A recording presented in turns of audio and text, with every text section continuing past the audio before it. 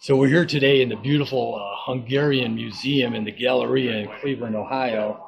And about a block down the road is a great statue of the Hungarian freedom fighters from 1956 with the flag and the hole in it and all. And if you go about a block or two the other way, you get the Rock and Roll Hall of Fame. And that's why we're here with Leslie Mandoki, or Mandoki, depending if you're Hungarian or American here, who's going to be performing tomorrow night, February 7th, at the Rock and Roll Hall of Fame. And you're Leslie Mandoki, László in Hungarian, of course. You were born in Budapest. Yeah, sure. And obviously Hungary, is known classical music. Liszt, the first rock star. Bartók, Kodály, Remenyi, you're sitting in front of a 150-year-old cymbal, so it's a perfect place for you. But when you were born, the musical world's kind of exploding and changing. So when you were born, how young were you when you got into music, and what were you listening to? I was pretty young. I was a kid as I got into that, and my only source at the beginning was Voice of America and Radio Free Europe. Wow. And it was a shortwave radio, and very much disturbed by the Russian. So that's. But it was really. How should I say? The Russians and the communists said that rock music is poisoning the mind of the socialist youngsters like me, and you know what? They were right, because I became such an American-minded person behind the Iron Curtain, and if someone would like to listen to a song about that period of time. If you go on your digital service, whatever you Spotify or Apple, whatever you use, and Mandoki, Mandoki Soulmates, and on the last album, I have a song, A Memory of Our Future, and the song called Matchbox Racing, and it's telling exactly the story what every Hungarian in America would feel, because the sister of my mom was escaping the communism in 1956, and as I became 10 years old, she was sending me a little package with 3 Matchbox cars and a postcard from Los Angeles and from the parking lot and this iconic building there. And that was for me, as a little kid, America, freedom. And freedom of speech, freedom of mind, and the rock music. Yes, it was the soundtrack of being free. So I started to play as a young kid prog rock, like stuff like Jethro and also American fusion jazz. What instruments? Oh, pretty much. At the beginning, I didn't know what should be my main instrument. I just played everything. What my father was in music, but finally, I was singing and playing drums because no one wanted to play the drums in the school because everybody wanted to be the front man because of the when you are 14, we are 15, you are 16, you want to be the front man because of the girls. Yeah. But I was a kind of silly. As I am, I was self-confident. I thought, okay, it's okay. I'll go back, and I play the drums and I'm singing for myself, and it was a fantastic life, even behind the Iron Curtain as a musician. But it was not free. It was not like I really wanted to be. So. Who were some of the drummers you listened to back then? What bands? Blood, Sweat and Tears, Chicago, Frank Zappa. Oh, wow. That was most influential for me. So you were kind of a persona non grata with the communist regime. You were arrested many times and had to actually flee Hungary. Tell us about that. I mean, look, you cannot be in both sides of this, of the whole thing. And I was pretty self-explainingly on one side, from my point of view, on the only really good side. And I was born and for my whole life, I was someone who was putting down his card for freedom. And I was an anti-communist guy, and we couldn't get along. They were taking me very serious, a bit too serious, because they were never let. I never had a Hungarian passport, so we had to leave Hungary illegally through a tunnel. And one of my closest friends was with me. Was Gabo Chupo. Everybody knows his work from Hollywood, Simpsons and Rugrats. So we were just trying to live our dreams and don't dream our life. Wow. So then you got to Germany and you were in a band with a very cool name. How'd you come up with that? This is Genghis Khan? That's a great name. But you're more of a solo guy, producer. You weren't a band guy that much. Yeah, I mean, I'm actually a music creator, a composer, a lyricist, producer, arranger of songs, whatever you. I mean, the combination of all of this, and was for me absolutely self-explaining to what I wanted to do. So that was my home, and so therefore it was very clearly what I had in mind. Yeah. So when and why did you start Mandoki Soulmates?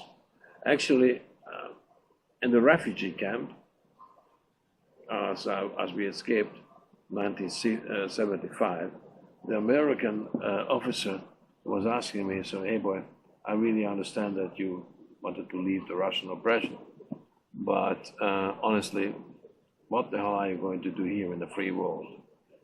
And I said, that's very simple. I'm going to fuse, melt together, make a combination of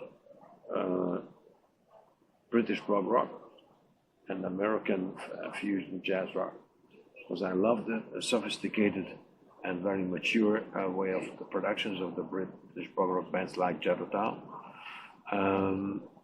But I love the American virtuosity like Meola and Return to Forever. And so I would like to make a band with Ian Anderson of Jethro and Jack Blues of Dream and the Meola of Return to Forever. In 75, they were the biggest rock stars. So they played in soccer stadiums and football stadiums. So the resettlement officer said, you must be totally crazy. And he turned to Gabo Chupo and he said, what the hell are you going to do? I said, well, I'm a cartoonist. I'm drawing figures. And I'm a movie maker. I make cartoons. So I have a vision, and I go to Hollywood, and I found a studio, and now he has 2 stars in Hollywood, both Simpsons and Rugrats. So it's kind of simple. This is what it's all about. You live your dreams, and you don't dream your life. So you were influenced by some of these bands like Jethro, Tull, and. I was not only influenced. I was influenced, but about 32 years ago, we said, okay, exactly the way the vision was. The founding member of the band was Ian Anderson of Jethro, Jack Blues of Dream, Meola, and Dave Clinton was of Blood, Sweat and Tears, and Bob Kimball of Toto, and later on Greg Lake of Emerson and Lake and Palmer could join in, and John Harlow of Supertramp. So we went on and on and on. Tell us a little. I mean, Jack Bruce, legend, Cream, bass player, vocalist. Tell us a little about him. I mean, Jack is a fantastic player, a great friend. I mean, it's an unbelievable loss. Yeah. That he passed away, and he was the source of musicality, emotions, and also humor. And Ian Anderson, most of us, obviously know with the flute with Jethro Tull, but he played other instruments too. He played fabulous guitar player. Really. And so he really just loved everything about it. And L.D. Meola with the Chicorea's Return to Forever and the guitar and all. How would you describe Mandoki Soulmates' styles? Is it prog rock and jazz, or? I think it's just a modern prog rock, very fresh, very young prog rock in many ways, and has a little flavor of jazz rock. This prog rock has a little flavor. So besides performing, you're also a producer. Did you have a preference, or you just like it all? You've done a lot of famous people. I mean, Lionel Richie, Phil Collins, Chaka Khan, Jethro. wow. So I'm very privileged that they will trust me. Yeah, that's amazing. I mean, and that's where you are here. You're here now in Cleveland, and you're going to perform at, the Mecca of rock and roll. It's the Rock and Roll Hall of Fame Museum tomorrow night, and some of the people you've worked with have already been inducted: Jack Bruce and Chaka Khan and Eric Burdon. Frampton. Who's that? Peter Frampton. Peter Frampton was just in. Yeah, you John Lord with Deep Purple. You played with him too. I have no idea why Jethro Tull is not in yet. That should be in. Still to come. What does it mean to you to play at the Rock and Roll Hall of Fame? Oh, well, it's a dream come true. It's an incredible honor, and it's just to celebrate 30 years of Soulmates and talk about this. It's wonderful. It's just really, really good. Great. It's absolutely wonderful.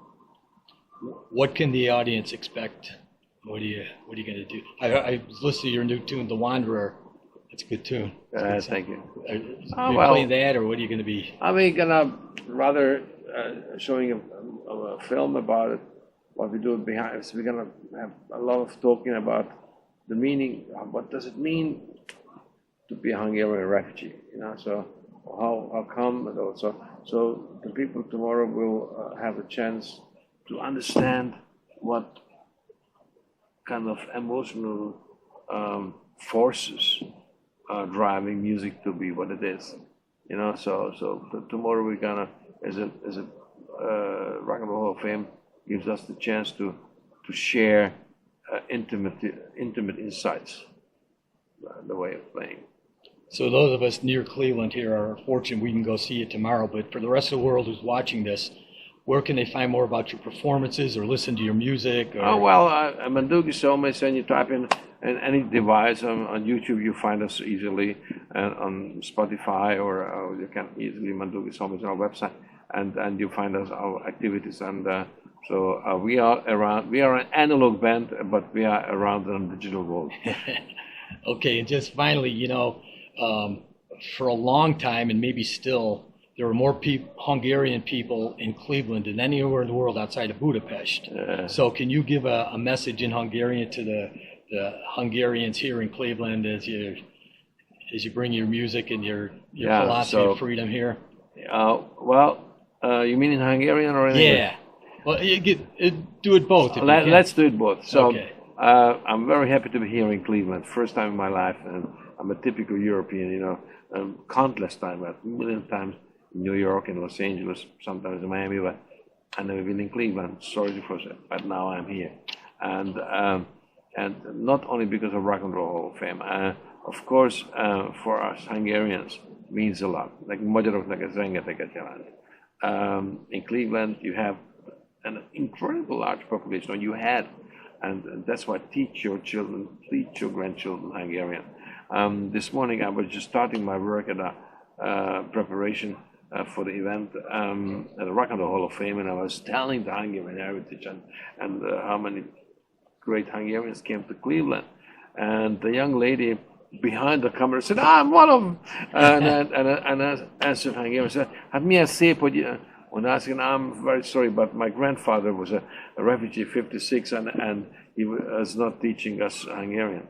So teach your children Hungarian. My children were born abroad too, but they speak so well that they're even texting me in Hungarian. So take me as a good example.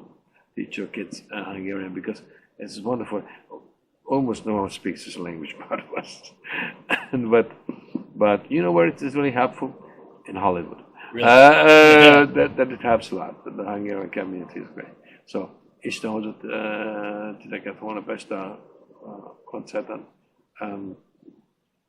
és látjuk egymást a Rock and Roll Hall of Fame-be, és nagyon örülök, hogy megnézhettem itt a Magyar Múzeumot, ez egy szuper hely.